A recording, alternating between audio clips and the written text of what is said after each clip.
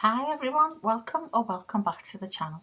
My name's Cathy and this is Skint Living UK.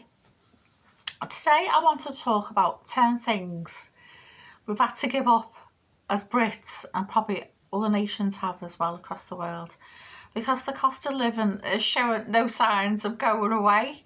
I think over the last few years, because they go, oh, it's only 6%, it's only 8%, but over the last, say, 3 years, I think it adds up to about 30%. So people are finding it tough and they're trying to find ways of saving money.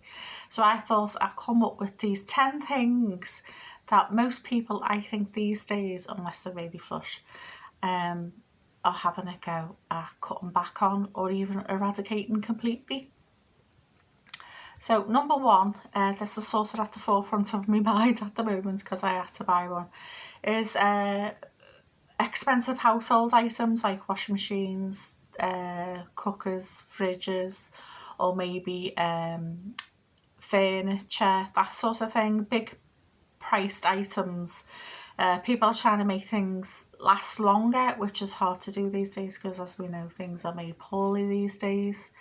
But people are trying to extend the life of them, so they don't have to dip into the savings or, even worse, borrow money to purchase them.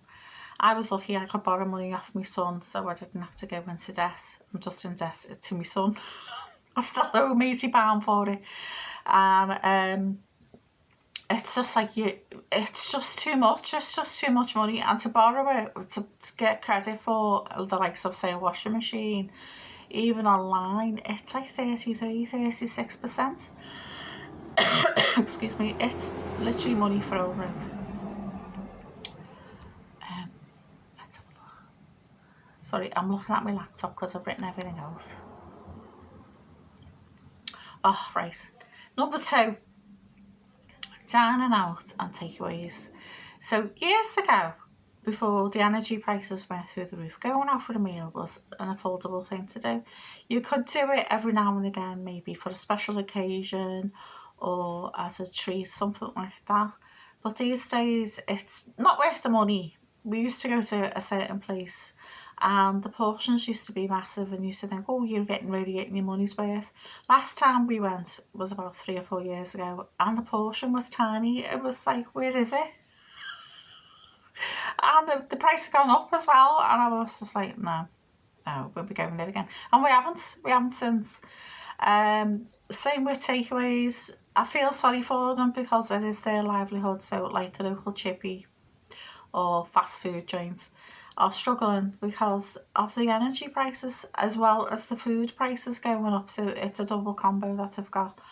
And according to that YouGov, about 40% of the UK population have slowed down on restaurant visits and takeaways, and higher down in costs are still an international trend where people tend to socialise more at home, try to cook from scratch rather than ordering out. Yeah, I think that's the best way to save money for any sort of meal is to cook from scratch, because the base ingredients added together is much cheaper than the likes of a ready meal.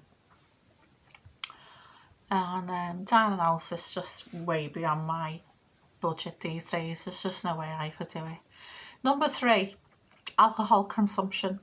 Going to the pub or the bar or anything like that now is so expensive. And I think if I buy a pint from a pub, I could get 4, 6, 8 cans for the same price from the supermarket and drink it at home, or drink it with a friend, or go to a family member's house and have a nice time, and it's going to cost us about a third of the price. Research indicates that about 25% of Britons have reduced alcohol purchases. And there's also that thing about health awareness, isn't it? I think Gen Zs and millennials are more health conscious than the likes of Gen X and boomers are. We're having a go because they're thinking about mindful drinking or consumption. So there's been a rise in zero alcohol beverages as well, apparently, across the world, not just in the UK. So that's interesting to know. Oh, number 4, big one that grates me is new clothes, because they're just so expensive and they're rubbish. Or if you buy cheap stuff from certain companies like Shine, whatever you pronounce it, Temu and all the rest of it, you're lucky to get 1 or 2 wears out of it, or 1 wash out of it because it falls apart. So people have turned to vintage clothing and the likes of websites like Vinted. Proof of this, people are buying and selling their old clothes.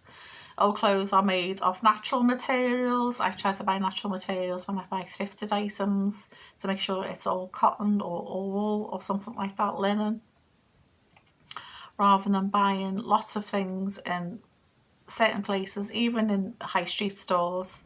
Like, I haven't been in Next for years because 95% of the stuff is just made of polyester. Years ago, it used to be good quality, and you just look polyester. It's plastic. And as an older woman, because you have hot flushes and all the rest of it, you don't want to be wearing something that makes you more sweaty and hot. Certainly not. And as an older gent, you certainly do want something to make you feel claustrophobic and closed in. Polyester is no good for anybody.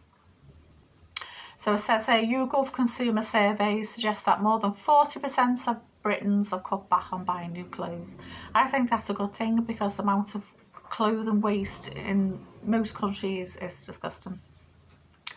So, and I think it's a great way of lowering your personal expenses by just not buying them. The thing that has affected everything, people and businesses, is energy, as we all know. The Office of National Statistics, or ONS as we often call it, says nearly 40% of British adults have intentionally turned down their thermostats in cold weather. With everything climbing, there's been a big push for energy efficiency, but there is eco grants still out there. I got a free boiler and under my floorboards insulated for free during COVID. I had to just pay £100. I think that was just for admin. But I think there's a lot of grants out there now. You just got to go and research and find out the best that you can get. And if all else fails, you've just got to cut back. Put a jumper on. I know it's bad, isn't it? Hot water bottle, hot drink. Warm, heat the person, not the drink, not the room. Because we can't afford to do it anymore now with the coming to the end of August, September looming, October. It's heading our way, isn't it? Number 6, something I haven't done since 2013 is going on holiday abroad. If you're struggling to pay bills, if you're struggling to pay your energy bills, if you're struggling in any way, shape or form to like keep up to date with everything, and your rent or your mortgage, there's no way in a million years you can afford to go on holiday. YouGov reports that about nearly 1/3 of Britons have shrunk their travel plans. Many of just don't go at all, and the rise of staycations has picked up as well, and this is a worldwide trend because international trips are very expensive now, and that's all down to fuel, isn't it? But I think that's good for the environment. Less flights in the sky, the better. So there you go. I'm one of those green sad people. Another one, fuel related, is car trips. So if it's non-essential, people are being cut back. From the Office of National Statistics, the ONS said over 1/3 of drivers have trimmed discretionary vehicle trips. So if they don't really need it, if it's not going to work, it's just going here, there and everywhere, popping the shops or something, just for a quick few bits. So they've cut it out completely, and lots of people are ditching these unnecessary driving trips and going for a walk or riding the bike, using public transport. Those scooters and chargeable bikes are everywhere, aren't they? Everyone's trying to find ways of reducing expenditure. I've walked to the shops and whatever for years on foot, and I've never owned a car because I've never been able to afford it. So that's just the reality of life, because I've never been a single mum for most of my adult life. There's just no way. And I used to say to the kids, we can go on holiday or we can have a car. I couldn't do both, and some years we didn't do anything. No holiday, no car, no nothing, because it's just no way it could be done. Yeah, as my nan would say, you cut your cloth, don't you, to fit your needs. Number 8, which frugal people talk all about all the time, gym memberships. That's all we ever say. YouGov says about 42% of your gym goers have reduced or cancelled their membership. Yay! Fitness enthusiasts worldwide are swapping the gym for outdoor exercise plans. yeah, or low-cost digital fitness platforms. I see loads of people in the park now over the last few years, because we've been here 6 years since the park literally down the road, and it gets used all the time, which is great.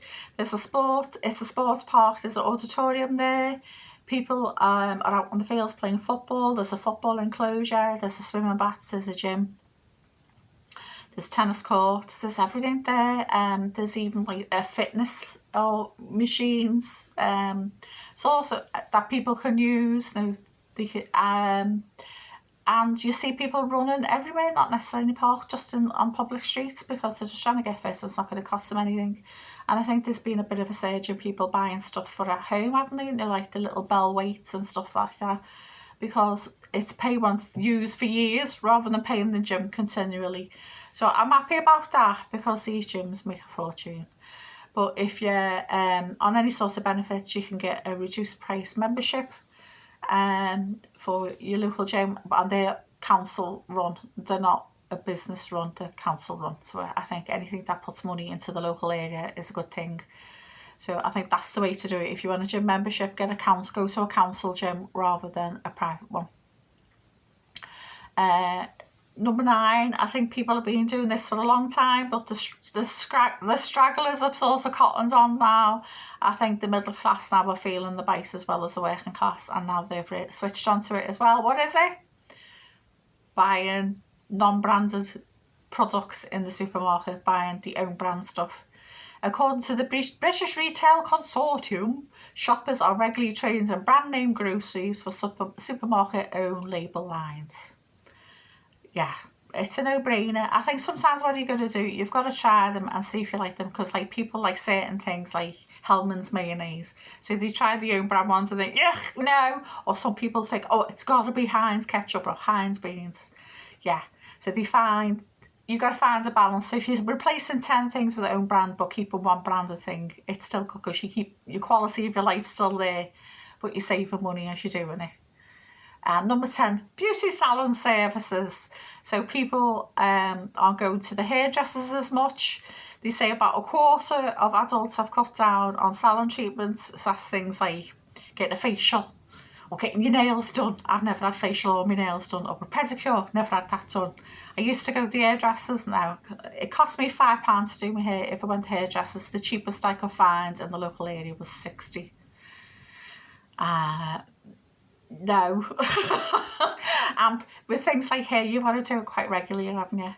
So yeah, now and again I might put a little tint on top as well, but really generally I just do it. It's £5 and that's it, done.